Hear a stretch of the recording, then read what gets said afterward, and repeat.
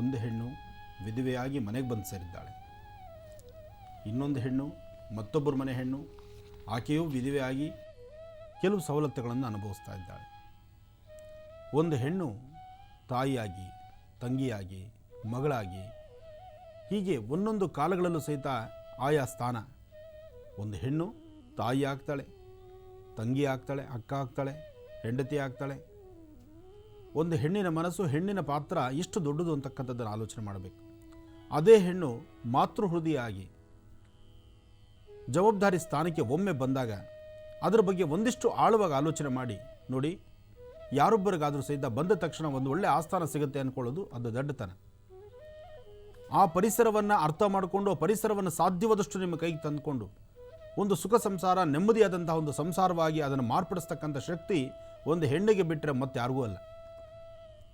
ಆದರೆ ಹೆಣ್ಣು ಆ ಒಂದು ವಿಚಾರದಲ್ಲಿ ಯಾಕೋ ಸ್ವಲ್ಪ ಮಟ್ಟಿಗೆ ದುರಾಂಕಾರ ಪಟ್ಟು ಅಥವಾ ಮದಾಂಧಳಾಗಿ ಸ್ವಲ್ಪ ಮಟ್ಟಿಗೆ ನೆಗ್ಲೆಕ್ಟ್ ಮಾಡಿಬಿಟ್ರೆ ಆ ಸಂಸಾರ ಬೀದಿಗೆ ಬಿದ್ದುಬಿಡುತ್ತೆ. ಹೆಣ್ಣು ಮನೆಯ ಕಣ್ಣು. ಹೆಣ್ಣಿನ ಪಾತ್ರ ಬಹಳ ದೊಡ್ಡದು.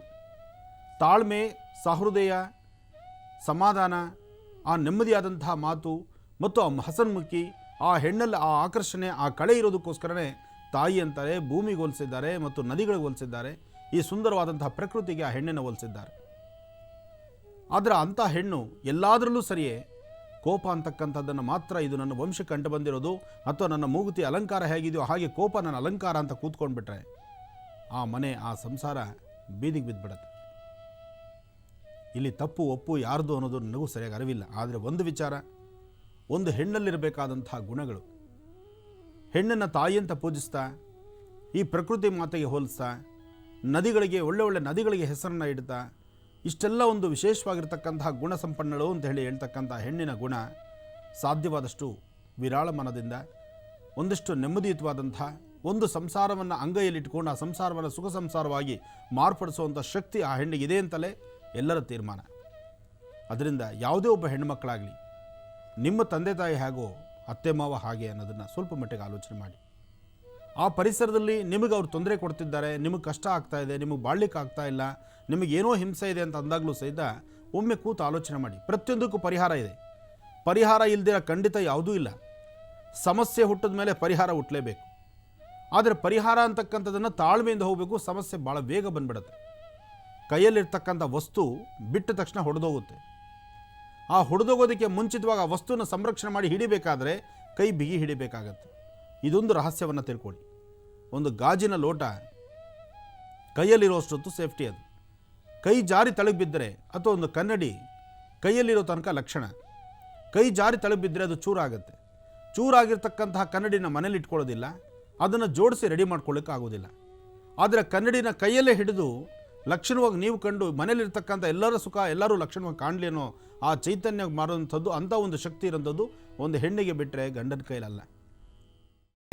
ಕೈಮಾ ಲಿವರ್ ಚಕ್ಕಣ ಮಾಡುವ ವಿಧಾನ: ಒಂದು ಬಾಣಲಿಗೆ ಎಣ್ಣೆ, ಈರುಳ್ಳಿ ಹಾಕಿ ಹುರಿದು ಶುಂಠಿ ಬೆಳ್ಳುಳ್ಳಿ ಪೇಸ್ಟ್, ಅರಿಶಿನ, ಪುದೀನ, ಕೊತ್ತಂಬರಿ ಸೊಪ್ಪು, ಲಿವರ್, ನೀರು, ಬೇಯಿಸಿದ ಕೈಮಾ, ಟೊಮ್ಯಾಟೊ ಪ್ಯೂರಿ, ಗರಂ ಮಸಾಲ, ತುಪ್ಪ ಮುಚ್ಚಳ ಮುಚ್ಚಿ ಬೇಯಿಸಿ. ಈಗ ಕೈಮಾ ಲಿವರ್ ಚಾಕಣ ಸವಿಯಲು ಸಿದ್ಧ. ನಮ್ಮ ಇವತ್ತಿನ ಕಾರ್ಯಕ್ರಮದಲ್ಲಿ GFC ಖ್ಯಾತಿಯ ಕೃಷ್ಣಪ್ಪನವರು ಒಳ್ಳೆ ಚಾಕ್ನವನ್ನ ಮಾಡಿ ಕೊಟ್ಟಿದ್ದಾರೆ.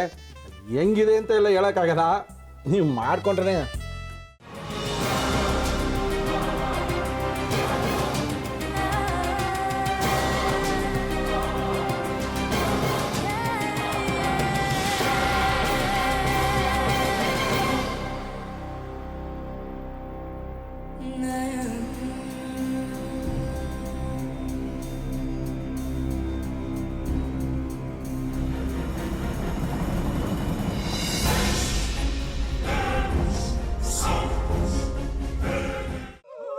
ಎಟ್ಟಿ ತಕೊಳಕ್ ಬಂದವ್ರನ್ನ ಸುಮ್ಮನೆ ಬಿಡಲ್ಲ, ರೂಮ್ ಕರ್ಕೊಂಡೋಗಿ ಸಾಯಿಸ್ಬಿಡ್ತದೆ. ರೂಮಿಗೆ ಕರ್ಕೊಂಡೋಗಿ ಯಾಕೆ ಸಾಯಿಸ್ತಾಳೆ? ಯಾಕಂದ್ರೆ ಅದು ಅವಳು ಪ್ರಿಯಕರನ್ ಸಾಯಿಸಿದ ಜಾಗ, ಅದಕ್ಕೆ ಅಲ್ಲಿಗೆ ಕರ್ಕೊಂಡೋಗಿ ಸಾಯಿಸ್ಬಿಡ್ತದೆ. ಈ ಮನೇಲಿ ದೆವ್ವ ಇದೆ ಅಂತ ಭಾಸ್ಕರ್ ಅವ್ರು ನನ್ಗೆ ಹೇಳೇ ಇಲ್ಲ. ಅವ್ರ ಹಟ್ಟಿಲಿ ವಾಸ ಆಗಿದ್ರ ತಾನೆ ಹೇಳಕ. ಹಟ್ಟಿಲಿ ವಾಸ ಆಗಿರೋರ್ನ ಯಾನು ಮಾಡಲ್ಲ, ಆದ್ರೆ ಹಟ್ಟಿ ತಕೊಳಕ್ ಬಂದವ್ರನ್ನ ಅದು ಸುಮ್ಮನೆ ಬಿಡಲ್ಲ ಬಿಡಲ್ಲ ಬಿಡಲ್ಲ. ಇದನ್ನೆಲ್ಲ ಹೇಳ್ತಿದ್ಯಲ್ಲ, ನೀ ಯಾರು? ನಾನು ಹಟ್ಟಿ ವಾಚ್ಮ್ಯಾನು. ನಾನು ಅರ್ಜೆಂಟಾಗಿ ರಾಮನಗರ ಹೋಗಬೇಕು. ನೀನು ವೆಹಿಕಲ್ ಕಳಿಸ್ತೀಯಾ? ಅಷ್ಟೇ ತಾನೇ? ಎಷ್ಟು ಗಂಟೆಗೆ ಅಂತ ಹೇಳಿ ಕಳಿಸ್ತೀನಿ. ಮೊನ್ನೆ ಯಾರೊಬ್ರನ್ನ ಕಳಿಸಿದ್ಯಲ್ಲ, ಅವನೇ ಕಳಿಸು, ಚೆನ್ನಾಗಿ ಓಡಿಸ್ತಾನೆ ಅವನು. ಮೊನ್ನೆನಾ? ಹಾ, ಶಿವು ಇರಬೇಕು. ಹಾಂ, ಅವನೇ. ಅಯ್ಯೋ, ಅವ್ನು ನಿನ್ನೆಯಿಂದ ಕೆಲಸಕ್ಕೆ ಬಂದಿಲ್ಲ. ಫೋನ್ ಮಾಡಿದ್ರೆ ರಿಸೀವ್ ಮಾಡ್ತಿಲ್ಲ.